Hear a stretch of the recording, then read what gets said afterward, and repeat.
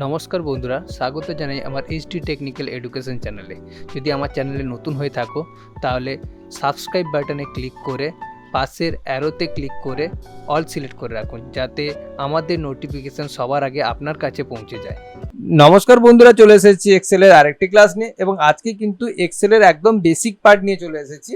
দেখো, এক্সেলের ওপর অনেক অ্যাডভান্স লেভেলের ভিডিও আমি কিন্তু ছেড়েছি, তো তোমরা যারা দেখোনি অবশ্যই আমার চ্যানেলে ভিজিট করে দেখতে পারো, খুবই ভালো লাগবে। ওকে, তো আজকে তোমাদেরকে যেটা দেখাবো একদম basic part, if condition. If কন্ডিশনের উপরে আগে ভিডিও ছেড়েছি, কিন্তু আজকের ইফ কন্ডিশনটা হবে ডিভিশনের ওপরে। মানে অ্যাকচুয়ালি আমরা যখন স্টুডেন্টরা রেজাল্ট পায় তখন একটা পার্সেন্টেজের উপর ভিত্তি করে ডিভিশন পায়, তাই না? যে কেউ ফার্স্ট ডিভিশন পেয়েছে, কেউ সেকেন্ড ডিভিশন, কেউ স্টার। সেটা আমি কিন্তু এই ডিভিশনের ঘরে, এই যেখানে আমি সিলেক্ট করলাম, এখানে অটোমেটিকলি শো করবে কিভাবে সেটাই তোমাদেরকে দেখাবো, এবং এটা অবশ্যই ইফ কন্ডিশন দিয়ে হবে। প্রথমত টোটাল এভারেজ এবং ডিভিশন। তো টোটাল এভারেজ তোমাদেরকে আগে দেখিয়েছি, তো আজকে যেহেতু ডিভিশনটা দেখাচ্ছি তার জন্য টোটাল এভারেজটা আরেকবার তোমাদেরকে দেখিয়ে দিচ্ছি। দেখো, এখানে আমি অলরেডি ফরম্যাট তৈরি করে রেখেছি, আশা করছি তোমরা এই ফরম্যাটটি পারবে, কারণ তোমরা অলরেডি বেসিকটা জানা হয়ে গেছে। তো টোটালটা আমি বের করে দেখিয়ে দিই প্রথমে। তো টোটালটা বের করার জন্য জাস্ট টোটালের সেলটাকে সিলেক্ট করে ইকুয়াল দেবো, ইকুয়াল দিয়ে সাম দিয়ে দিব এবং ফার্স্ট ব্র্যাকেট দিয়ে তারপরে এই নাম্বারের রেঞ্জগুলো সিলেক্ট করবো, যেই নাম্বারগুলোকে যোগ করতে চাইছি সেই নাম্বারের সেলগুলোকে সিলেক্ট করে ব্র্যাকেট শেষ করে এন্টার দিয়ে দিব। এটা তোমরা জানো আশা করছি, তবু আরেকবার দেখিয়ে দিলাম। তারপর ড্র্যাগ করে টেনে দেবো। ড্র্যাগ করতে গেলে অবশ্যই একদম কোণের নিচের দিকে চলে আসবো, যখন ছোট প্লাস হবে সেটাকে ধরে টেনে দেবো। এটা হচ্ছে ড্র্যাগ। ড্র্যাগ করে দেওয়ার পরে দেখতে পাচ্ছ সবগুলোর কিন্তু টোটাল বেরিয়ে গেছে এবং আলাদা আলাদা নাম্বার বেরিয়েছে। এবারে এভারেজ, এভারেজ কিভাবে বের করবো? অবশ্যই ইকুয়াল চিহ্ন দেবো। ইকুয়াল চিহ্ন দেওয়ার পরে টোটালের উপর ভিত্তি করে তো এভারেজ বেরোবে, তাই না? যে আমার এখানে কটা সাবজেক্ট, 1 2 3 4 5, পাঁচটা মানে 500 নাম্বারে। 500 নাম্বারে কত পেয়েছে? 348। তাহলে কত এভারেজ পেলো? তার মানে টোটালের উপর ভিত্তি করবে। জাস্ট টোটালকে সিলেক্ট করবো, ইন্টু 100 দেবো। কেন 100 দিলাম? কারণ শতাংশ হিসেবে। তাহলে শতাংশ কি? শতকের অংশ। শতক মানে 100, তার জন্য 100 দিয়ে গুণ করে দেবো।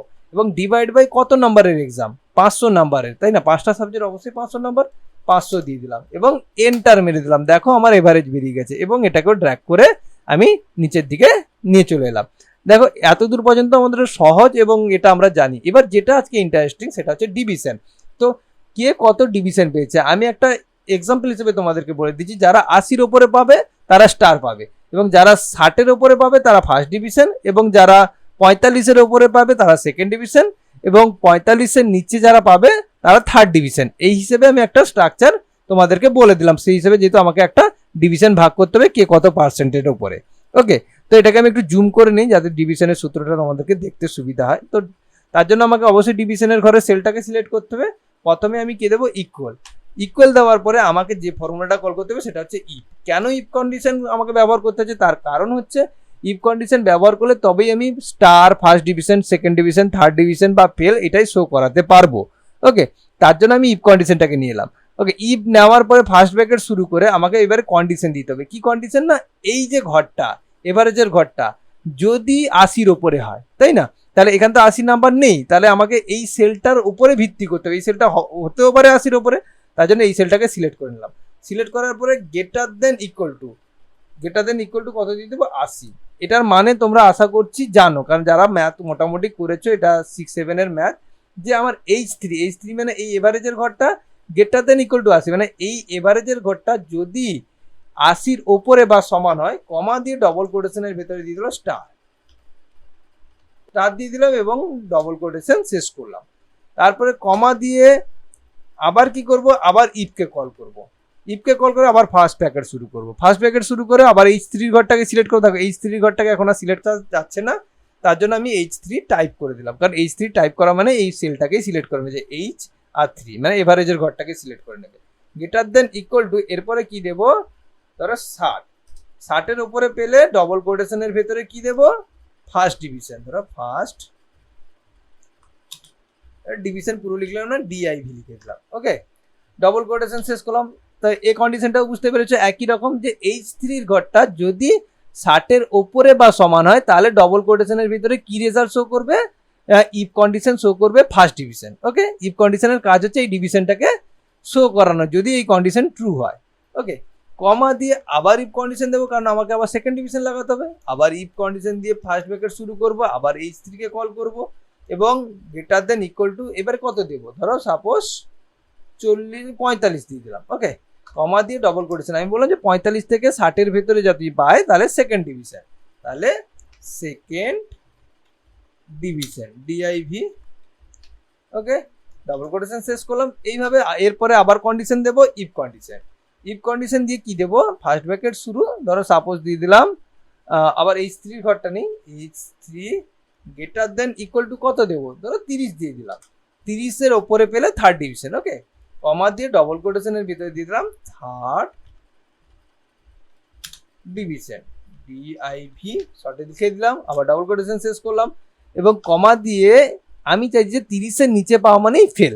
তার মানে আরেকটা ইফ কন্ডিশন দিতে পারো, অথবা এখানে তুমি কিন্তু কমা দিয়ে ফেলও শো করাতে পারো, মানে পুরো এই কন্ডিশনটা যদি ফলস হয় তাহলে ফেল শো করবে না। আমি আরেকবার ইফ কন্ডিশনই দিয়ে দিই। ওকে, ইফ কন্ডিশন দিয়ে ফার্স্ট ব্র্যাকেট শুরু করে আমি এবার দেবো H3-এর ঘরটা লেস দেন 30।